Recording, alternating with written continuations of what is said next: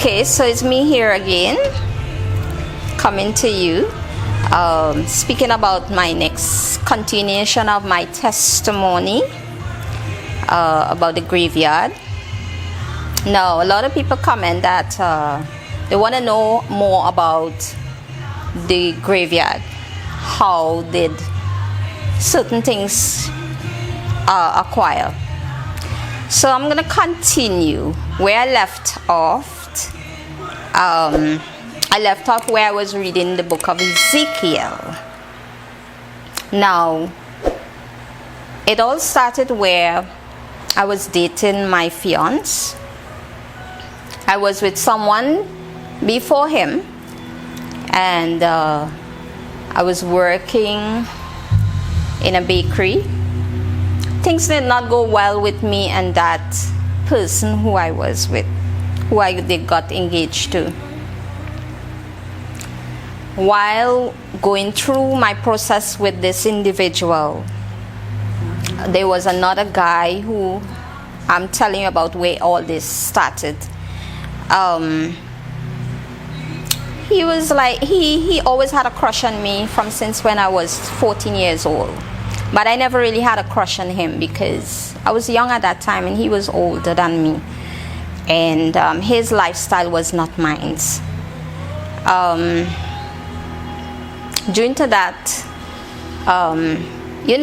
he was working taxi at that time. So he will pick me up and drop me home, or sometimes, hey, take a drive down the road, could see a lot on your mind. Let me talk, what's bothering you and stuff like that. Now, getting to the full story. While dating my fiance,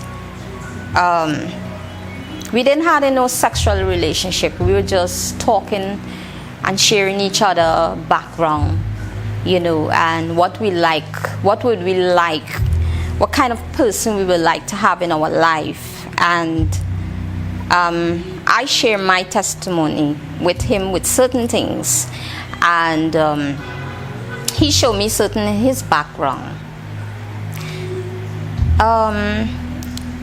Along with that, I told him a lot of things that take place in my life, and he day by day we began to going out places and stuff like that, getting to know each other a little more. And all those times we were not having sexual intercourse. We were just dating for like months. And then he turned and he said, you're a really virtuous woman. As a woman like this I would like to have. And I said, really? And I said, okay. So I said, well, all right, we will see how it goes.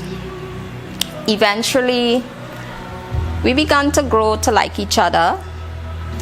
And then the first time we have intercourse, this was like 3 months after we dated, we had intercourse. The same very day we had intercourse, that particular night, I had a vision about this individual, his people at that moment who he was dealing with. As he said, they were not dealing, but they were dealing. That I did not know. But that same very night, as we had intercourse, around 3 o'clock that morning, I had got up from a serious vision. And that in my life I vision a lot of things, I dream a lot of things, but that was one particular vision that I had that I could not have understood. It baffled me. In that vision, I saw myself tied up. I was tied up on a tree log. There were some women there, and they were speaking all manner of harsh words against me. Now, in that vision, I was I was saying my Psalms, and 91 is one of my favorite Psalms. And I heard behind me, I heard a voice, which I know that voice, and that voice was his people. And they were saying all manner of harsh words, like, so you like people, man, and these kinds of things. So eventually person faced me. When I faced me, I was like, so you have us to bring all these people. Come and done. She had a little bottle, and she had something in this bottle, and she threw it on me. She threw that stuff on me in the dream, and I continue saying my Psalms. Out of that, I woke up out of the dream, and I wake him up, and I told him, I said, you dealing with your people? And he's like, what do you mean? I said, you're dealing with your people, because I have never had such encounter, never in my life. And he said, in what way? And I explained him the dream I had, and then he turned and he told me, no, not that I know of. And I say, your people dealing up in things. And he's like, no, not that I know of. Eventually that come and done.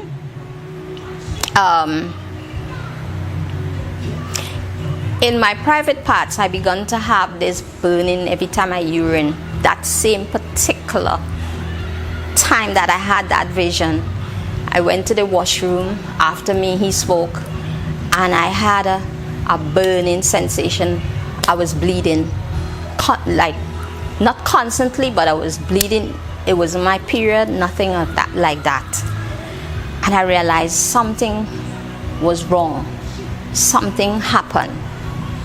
Eventually, I went back to the room. I told him I need to get home, because it was by his father. So I said, I need to get home.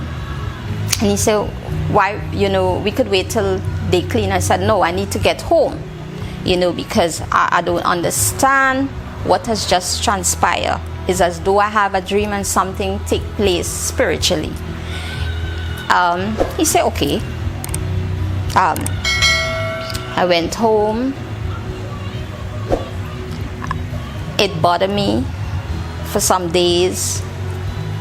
I couldn't bear it no more, and I ended up sharing it with my siblings, and I showed them certain things that went on in that dream, and as day go by, time go by,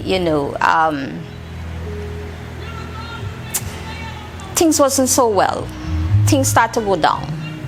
In a sense, I start to feel sick one day, and next day I feel up, and next day I feel down. One day I had jolly, and next day I'm on jolly. I was confused after that whole incident. With that, he started to carry me out. We go party, because at that time I was a party girl. We go party. He will bring smoke for me to, pull. That time I was smoking, and I didn't know.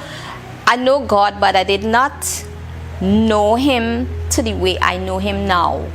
I didn't put him first as how I, in those days, as how I put him first now, because it was like my life, I was bitter with certain things because of how my life went when I was a youth, and things was always going wrong for me. So I was just enjoying life in a way, so I let that pass, and I continue going on about my life. Eventually I continue working, as I say, at the bakery. With that, certain thing come and transpire. I end up leaving that work.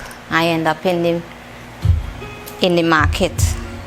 I was working with someone we call my aunt. It was not really my aunt, but we respect her, and I work with her. And it was going along and everything was going good. And then eventually they told me, do you want to open your own business, Tasha? Do you want to do something that you can do for yourself, you know? And I said, okay, cool, no problem.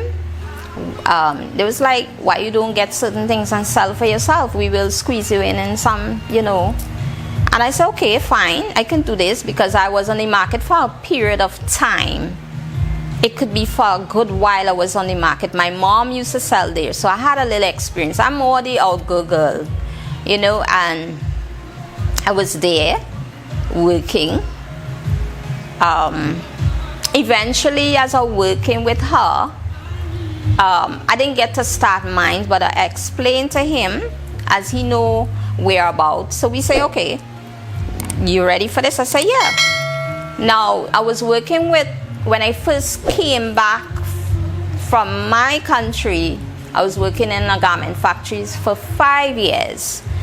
And after that 5 years, that's how I end up just home.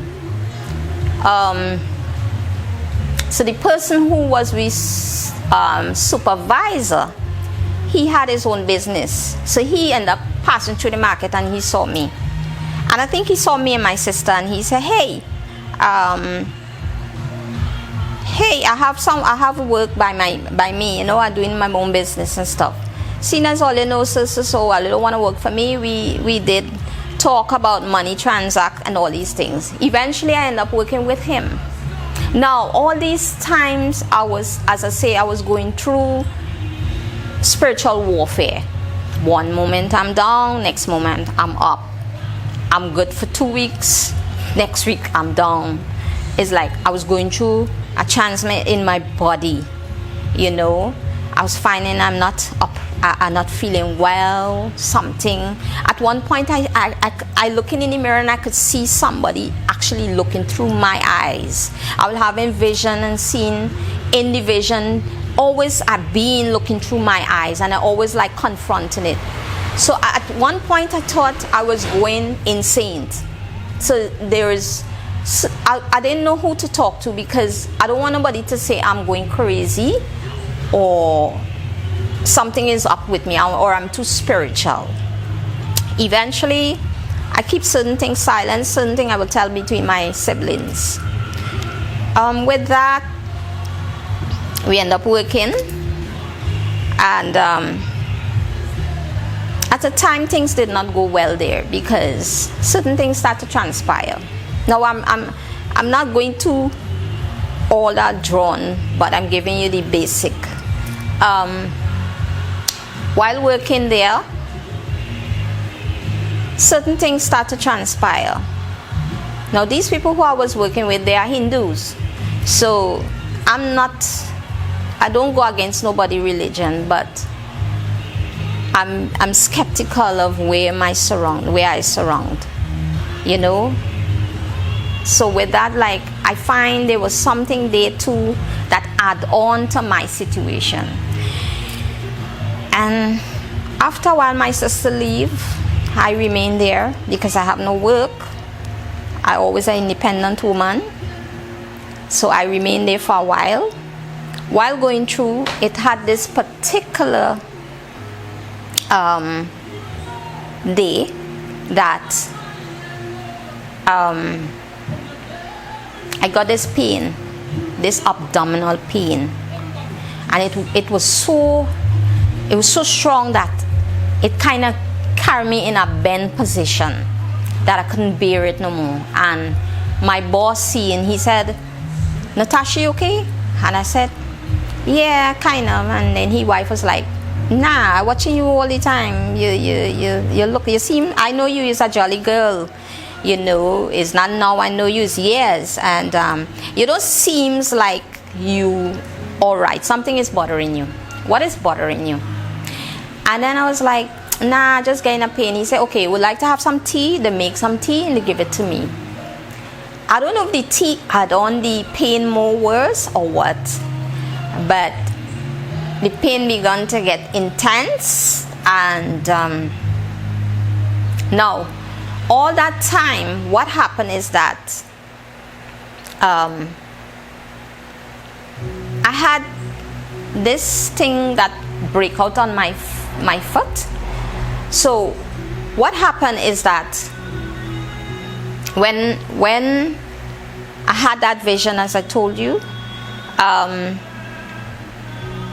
I think it was like it could be like 2 months after that, I began to break out on my 2 feet. First was my left leg, and there was this huge black button come out on my foot, and the one on my left, it looked like if it is inside growing. I saw it for some days, and I was like showing my sister and them like, what is this, eventually we take the coin and we warm it and we scrape it. When we scrape it now, it become like a wingworm, but it was not a wingworm. Eventually we put blue, all these things, that did not help it. After a while now, the other foot get infected where there was these huge black buttons. So with all of that, I was going to a lot of doctors, skin doctors, to see what is happening with me. I went to skin doctors, and they couldn't find what it is. Some of them saying if I had suffer with migraine headache, yes, my father used to. So some of them is saying it's something in the blood, and that's what causing it. But me and my fiance was not too pleased by that, because we know what was going on. So we don't know if the doctor was hiding something from us, or he just didn't want to tell us the whole truth. So we go with what he did. He gave me some antibiotics liquid. He injected in me, and he said, this is a cream. When you go home, you will rub it, apply on it. That will dry up it immediately, in seconds or a couple minutes, and from there we will see what go on. So that went on after this dream. And as I tell you, while working now, I always have this particular thing on my left foot, and it always run a slime. So I used to always wear a long pants, because I don't want really nobody to see what is going on with my foot now. So with that now,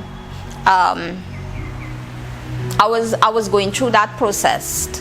So when the boss lady talked to me, she was like, Natasha, I'm picking up something with you. Your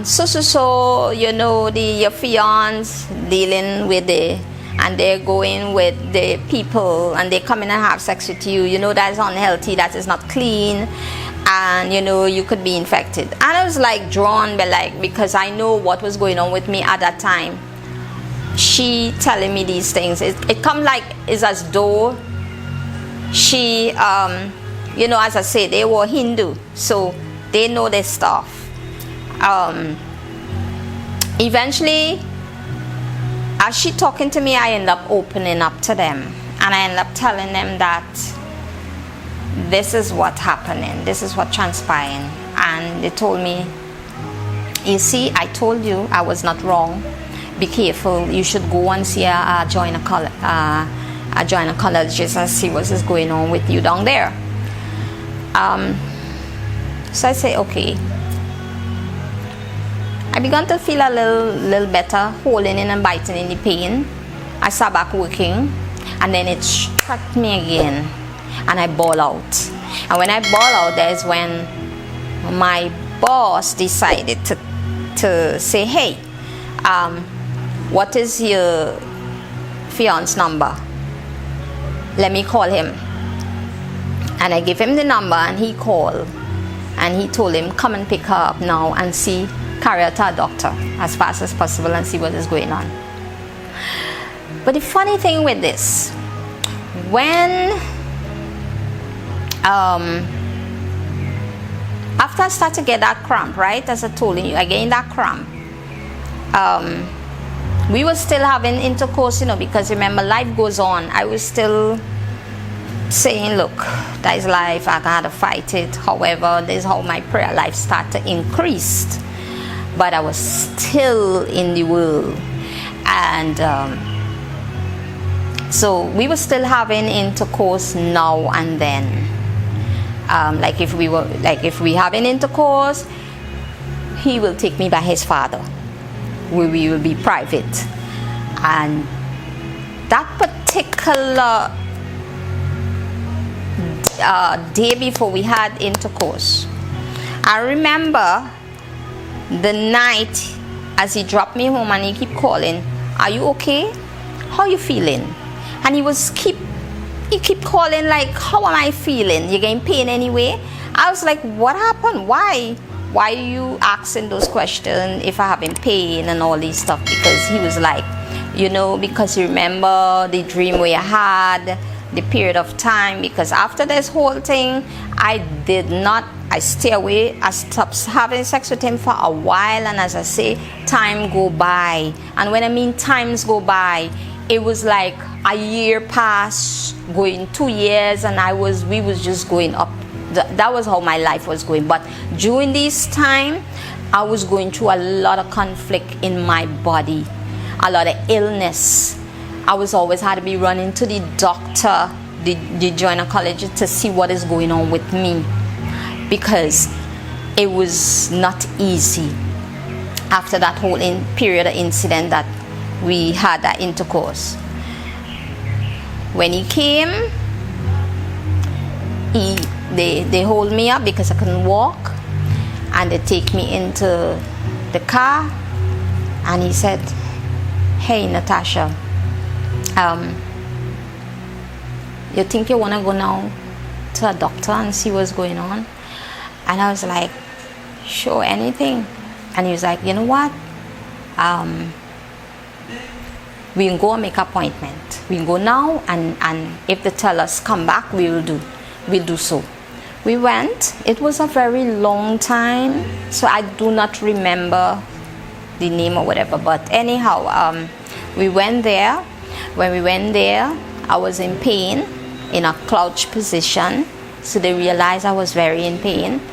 They asked questions. They asked what happened. I explained to them. After we have intercourse, this is what happened. And they say, okay, we have plenty of people here really supposed to make appointment, so if you can come back tomorrow. And we did so. We fill a form and they keep it there, and that was it. The following day now, when we went back, they did the whole process. When they examine me and they expand me and do whatever, they take blood tests, they pop smear, all these things. They say they saw a size of something like an egg, but they're not sure if it is a fibroid or a cyst or whatever. But they never never really seen something like that. So they will try to see what drugs they have, the drugs that they have. They will see how they will test it with the blood that they took from me, and they will see if it's gonna work, if it's gonna dry it up, and then they will get back onto me. They did test on him, and they told him that we cannot have kids because of my eggs eating up his eggs. Mine is too stronger than his own. So we reached a point that day. It's like, okay, don't make sense. Better I move on with my life. He move on with his life. But he insists that we go through this journey together. And with he keep insisting, I follow along. Because to be honest, I was really and truly love this person, because this person was an older person than me. So I thought with this person, this person have more experience, so they will more like understand me. This person will not hurt me, So I never had thinking, never in my thought that this person will willfully hurt me. I had too much confidence in this person, so I never thought of this person will hurt me. So anybody tell me anything, I will always try to pick up for him. So it was like that for a very long time. And they tell us what to do. They gave us this prescription. We buy certain antibiotics, what I had to push up inside of me, on all these things. And then they say in a week time, or I think 3 days after or whatever, they say they're gonna call me and they're gonna tell me if the drugs work on whatever they see inside of me. So we say okay. They give me some painkillers because they say yes, it's because of that I'm getting cramps. Now I didn't had all these problems before, but I don't know, because of having sex with this individual, create whatever, because I never had those kind of problem in my life. I deal with my church father and stuff like that, but I never had that encounter. But anyhow, I went home, I did what I had to did, I do what I have to do, and eventually with that we go through the process, continue living life. I had to continue. Okay, so what I'm gonna do is I'm gonna end this testimony, and we're gonna cut it here, and we're gonna get to another part, which will be part 3, getting more deep into how it all started, but I'm happy to be here once more. It was not easy coming here, so bye to you all viewers.